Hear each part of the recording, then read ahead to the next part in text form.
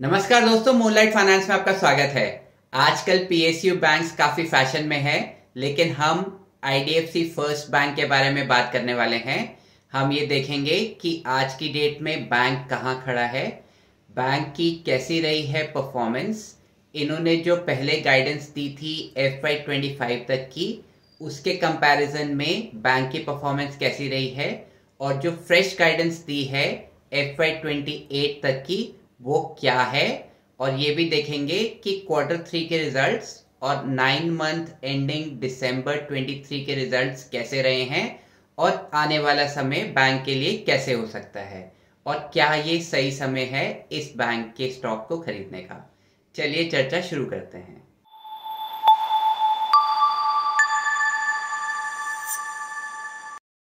अगर हम बैंक की रीसेंट परफॉर्मेंस देखें, 9 month FY24 versus 9 month FY23 के रिजल्ट्स को कंपेयर करें तो लोन्स एंड एडवांसेस ग्रो हुए हैं 24.5% से, जो बहुत ही अच्छा नंबर है। डिपॉजिट्स, कस्टमर डिपॉजिट्स इंक्रीज हुए हैं 42.8% से।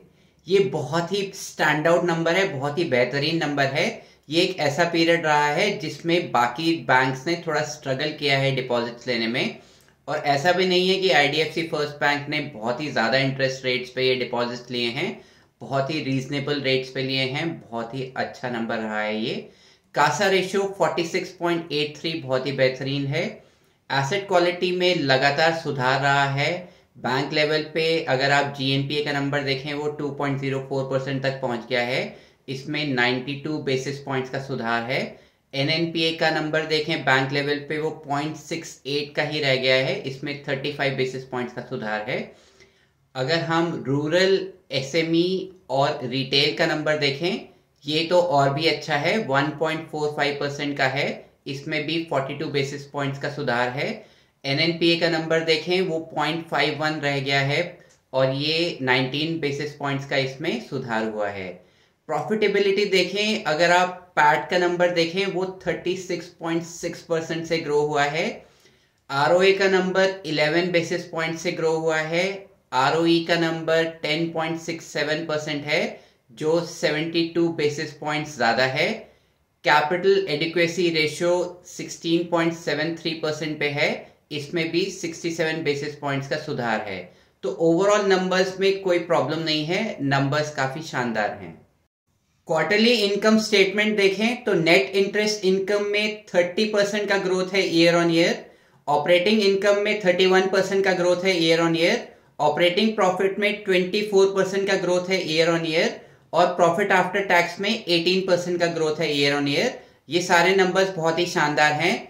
प्रोविजंस में थोड़ा सा इश्यू लग रहा है। प्रोविजंस 45% का जो ग्रोथ है ईयर ऑन ईयर, ये थोड़ा सा ज्यादा लग रहा है। अदरवाइज नंबर्स काफी अच्छे हैं। बैंक ने फ्रेश गाइडेंस दी है FY24 से FY29 तक की, गाइडेंस 2.0। बट इससे पहले हम गाइडेंस 2.0 की बात करें, हम ये देख लेते हैं कि जो गाइडेंस 1.0 थी FY25 तक की, उस पे बैंक ने क्या गाइडेंस दी थी और कैसा परफॉर्म कर रही है बैंक, उस एक एक पैरामीटर पे उसको डिस्कस करेंगे। उसके बाद हम गाइडेंस 2.0 की बात करेंगे। तो अगर मैनेजमेंट गाइडेंस देती है, उसके अनुसार परफॉर्म करती है, तभी हमें गाइडेंस 2.0 को डिटेल में देखने का फायदा है। तो पहले हम गाइडेंस 1.0 का डिटेल एनालिसिस करेंगे। तो जब गाइडेंस दी गई थी, ये FY25 तक के लिए दी गई थी, उस समय बैंक के पास विजिबिलिटी थोड़ी सी कम थी, क्योंकि एक तो बहुत सारे होलसेल लीगेसी लोन्स थे बैंक के पास। उसकी वजह से बैंक लॉसेस में भी चल रहा था 6 क्वार्टर्स तक, Q2 FY19 से Q3 FY20 तक। उसके बाद कोविड की एक अनप्रेसिडेंटेड सिचुएशन आ गई थी। कुछ न्यूज़ फ्लोज भी डिस्टर्ब थी, जिसमें एक आउटसाइज्ड एक्सपोजर था 3244 करोड़ का वोडाफोन आइडिया का, जो इवेंचुअली पे आउट हो गया था। तो इस वजह से विजिबिलिटी ऑफ ग्रोथ जो गाइडेंस 1.0 के टाइम की थी वो थोड़ी सी कम थी, और गाइडेंस 2.0 के टाइम जो विजिबिलिटी है वो थोड़ी सी ज्यादा प्रेडिक्टेबल है। तो अगर बैंक ने गाइडेंस 1.0 के अनुसार परफॉर्म किया है तो ये काफी लाइकली है कि वो गाइडेंस 2.0 को मीट या बीट एक्सपेक्टेशंस कर सकती है। गाइडेंस 1.0 को स्टडी कर लेते हैं कि क्या गाइडेंस थी और एज ऑफ दिसंबर 23 कैसी परफॉर्मेंस है और क्या वो FY25 तक की ये जो गाइडेंस 1.03 क्या वो डिफरेंट पैरामीटर्स में ऑन ट्रैक हैं, अचीव कर लिया है या नहीं अचीव कर पाएंगे, वो एक बार स्टडी कर लेते हैं। अगर हम कैपिटल की बात करें, CET1 रेशियो गाइडेंस दी गई थी FY24-25 तक के लिए 12.5% से ज्यादा की। दिसंबर 23 का नंबर 13.95% का है, तो ये ऑन ट्रैक है। कैपिटल एडिक्वेसी परसेंटेज 13% से ज्यादा की गाइडेंस थी, 16.73% का नंबर है, ऑन ट्रैक है, बहुत बढ़िया। कासा का अगर देखें, CASA as of percentage of deposits, इसमें 30% का टारगेट था FY24 तक के लिए और 50% का नंबर था उसके बाद। करंट नंबर दिसंबर 23 का 46.8% का है। ये एक स्टैंड आउट नंबर है, बहुत ही शानदार नंबर है और ये ऑन ट्रैक है। ब्रांचेस देखें तो 800 से 900 का टारगेट था, 897 हो गया है, तो ये टारगेट ऑलरेडी अचीव हो गया है। बाकी के पैरामीटर्स अगर आप देखें लायबिलिटी साइड के, तो वो भी ऑन ट्रैक हैं या अचीव हो गए हैं। एसेट साइड की गाइडेंस देखें तो रिटेल, रूरल और SME फाइनेंस, इसकी गाइडेंस थी 1 लाख करोड़ की और जो करंट नंबर है वो 1.56 करोड़ का है, जो ये टारगेट अचीव हो गया है। रिटेल, रूरल और SME finance as a percentage of total loans and advances, इसका टारगेट था 70% का, इन्होंने 82% कर दिखाया है, इसको अचीव कर चुके हैं। और जो होलसेल लोन्स हैं इसको कम करने की बात थी, 40,000 करोड़ से भी कम करने की बात थी, अभी ये 31,147 करोड़ तक पहुंच गया है, तो ये वाला टारगेट भी कंपनी ने अचीव कर दिया है। एसेट क्वालिटी के पैरामीटर्स देखें तो सारे पैरामीटर्स ने कंपनी ने या तो अचीव कर दिया है या ऑन ट्रैक है। Top 10 borrowers as a percentage of total loans देखें, गाइडेंस थी 5% से कम कर देने की और करंटली ये 2.10 पे है, तो ये टारगेट अचीव हो चुका है। GNPA का टारगेट था 2% से 2.5% का, ये करंटली 2.04% पे है, ये ऑन ट्रैक है। NNPA का परसेंटेज देखें, इसका टारगेट था 1% से 1.2% का और करंटली ये 0.68% का है, तो बहुत ही शानदार है, ऑन ट्रैक है। प्रोविजन कवरेज रेशियो लगभग 70% का टारगेट था, 85% पे है, तो ऑन ट्रैक है। नेट इंटरेस्ट मार्जिन, ये भी एक स्टैंड आउट एस्पेक्ट है, जो गाइडेंस थी 5 से 5.5% की थी और करंटली ये 6.36% पे है, बहुत ही शानदार नंबर है, इस टारगेट को भी कंपनी अचीव कर चुकी है। अब जो कंसर्निंग एस्पेक्ट है वो कॉस्ट टू इनकम रेशियो का है। इसमें जो गाइडेंस थी वो 65% की थी, जो करंट नंबर है 72.8% का है, ये बिहाइंड स्केड्यूल चल रहा है। इसका नंबर थोड़ा सा कंसर्निंग है क्योंकि पिछले कुछ क्वार्टर्स का भी अगर आप प्रोग्रेस देखें तो प्रोग्रेस बहुत अच्छी नहीं है इस पैरामीटर में, तो ये मार्केट के लिए एक कंसर्न बना हुआ है और स्टॉक प्राइस के गिरने में इस पर्टिकुलर पैरामीटर का योगदान भी है। रिटर्न ऑन एसेट्स का जो टारगेट था वो 1.4 से 1.6% का था, करेंटली ये 1.16% पे है। हालांकि कंपनी कह रही है कि ऑन ट्रैक है, बट ये भी थोड़ा सा कंसर्निंग है, ये टारगेट थोड़ा सा अभी दूर है, एटलीस्ट 1.4% तक कंपनी को करना होगा। हालांकि ये पॉसिबल है, लेकिन ये एक ऐसा नंबर है, ये आपको ट्रैक करना चाहिए। मैं चाहता हूं कि ये वाला नंबर 2% तक पहुंच जाए आने वाले 2-3 सालों में। 2% एक बहुत ही शानदार ROA नंबर हो सकता है इस बैंक के लिए, तो ये एक नंबर है जो हमें ट्रैक करना चाहिए। रिटर्न ऑन इक्विटी का नंबर भी अगर आप देखें, टारगेट 13 to 15% का था, अभी 10.67% का है, तो अभी भी कंपनी ने अचीव नहीं किया है। हालांकि मुझे पूरी उम्मीद है कि ये नंबर अचीव हो जाएगा। बैंक का डायरेक्शन बहुत ही क्लियर था, वो एक रिटेल सेंट्रिक बैंक बनना चाहता था।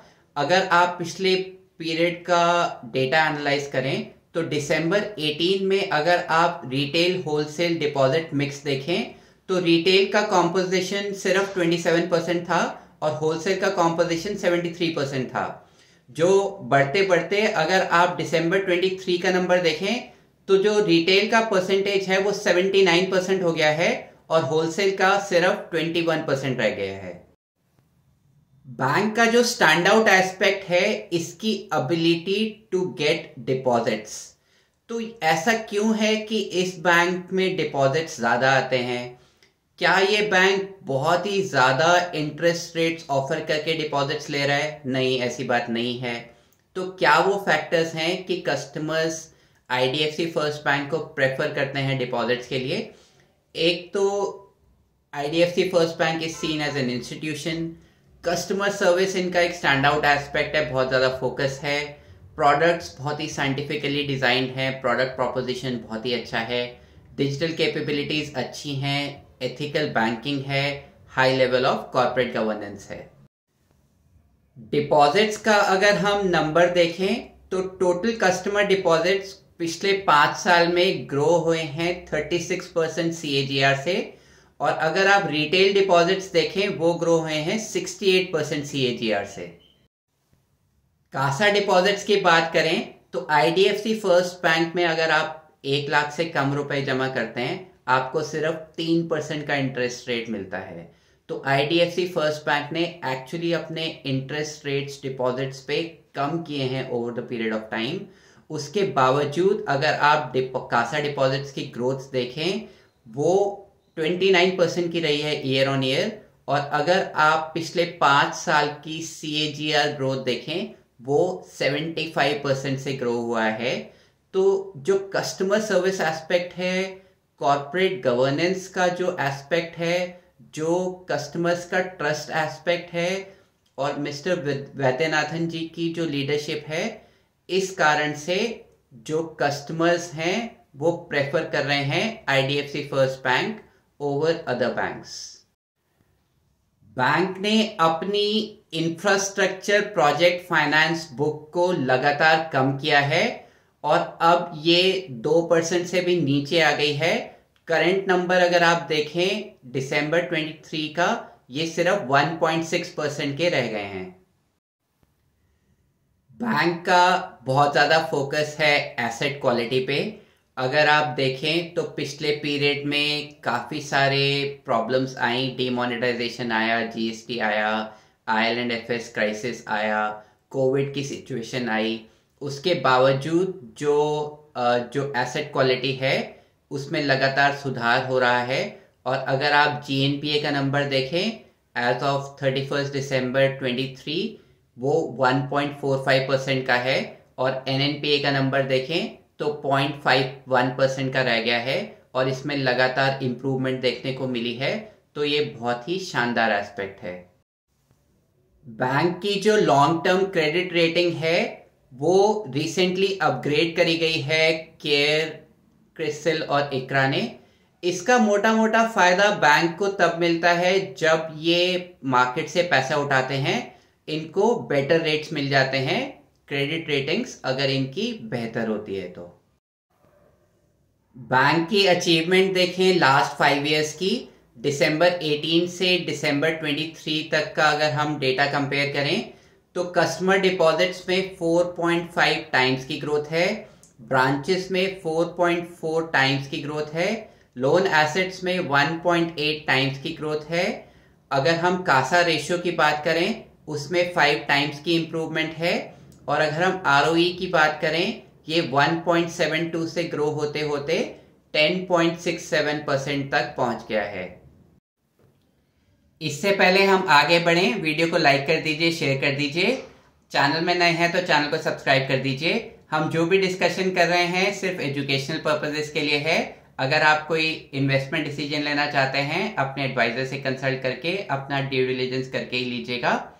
अगर हम अगले 5 साल का प्रोजेक्शन देखें, ब्रांचेस का करंट नंबर है 897, 31 मार्च 2029 का प्रोजेक्टेड नंबर है 1700 से 1800। मुझे ऐसा लगता है बैंक बहुत कंफर्टेबली इसको अचीव कर लेगा।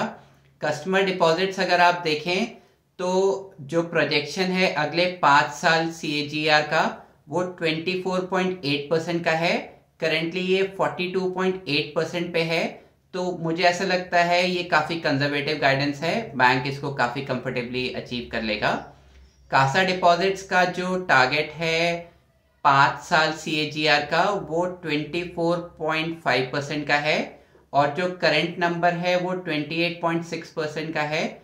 ये वाला नंबर भी बैंक कंफर्टेबली अचीव कर लेगा मिस्टर वैद्यनाथन जी की लीडरशिप में।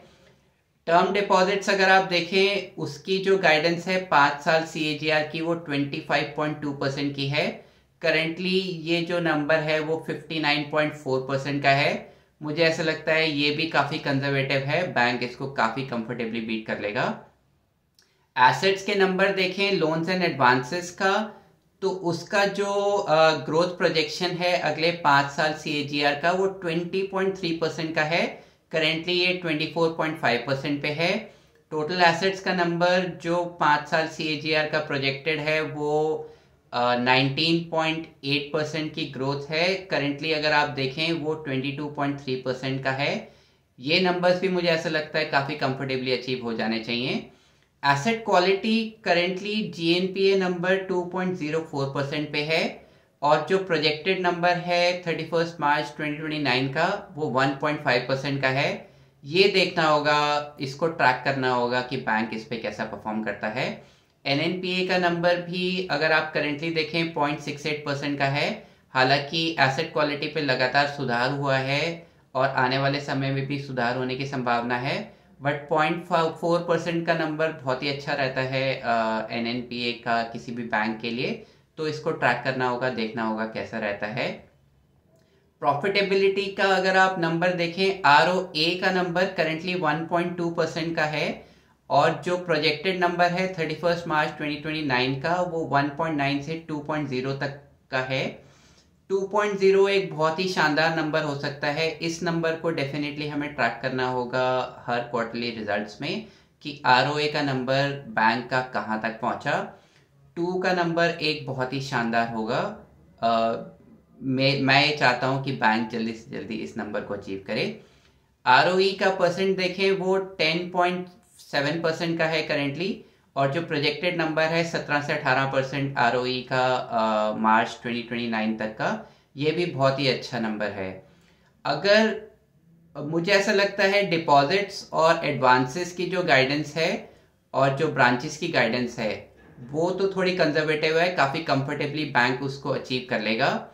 बाकी पैरामीटर्स में हमें ट्रैक करना होगा, बट अगर जो कंजर्वेटिव गाइडेंस है उसको भी अगर अचीव करता है बैंक, तो भी एक बहुत ही स्टैंड आउट, बहुत ही अच्छी परफॉर्मेंस होगी, और स्टॉक प्राइस भी उसी तरह से रिएक्ट करेगा।